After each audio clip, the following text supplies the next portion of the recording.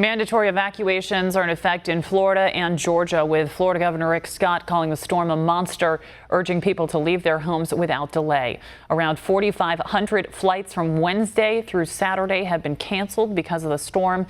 And in the meantime, the Red Cross has deployed volunteers to the affected areas. One America's Trey Yingst spoke with the organization to get the very latest on their preparations. I'm here with Tammie Pech, who is a senior communications specialist at the American Red Cross. Tammie, thank you so much for joining us today. I want to talk about the preparation for Hurricane Matthew and then what you think it's going to look like throughout the weekend in terms of what the American Red Cross is doing on the ground. What were you telling your teams on the ground early on as they're preparing for this hurricane to hit Florida?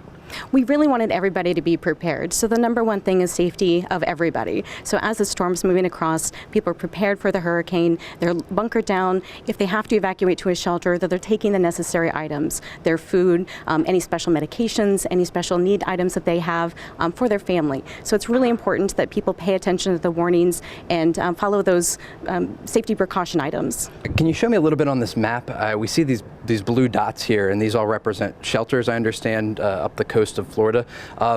Tell me a little bit about the number of shelters you have. How many people have you seen that have actually started using these shelters? And I mean, what do you anticipate as the storm kind of makes its way up the East Coast? As of last night, we opened 199 shelters. As you can see, they're all along the coast. We wanted to stay away from where the direct impact was going to be, because again, we want all of our volunteers and everybody in this path to be very safe. So a lot of the shelters are down south. We'll start to see those start to close out as this moves up north. And all these blue dots represent a shelter that we've got open with staff and supplies.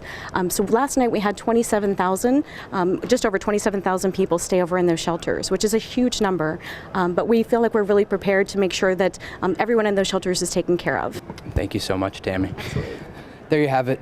The American Red Cross has teams all across Florida, South Carolina, and Georgia to make sure that they're able to respond appropriately once Hurricane Matthew has finished its path on the East Coast of the United States. Back to you in the studio.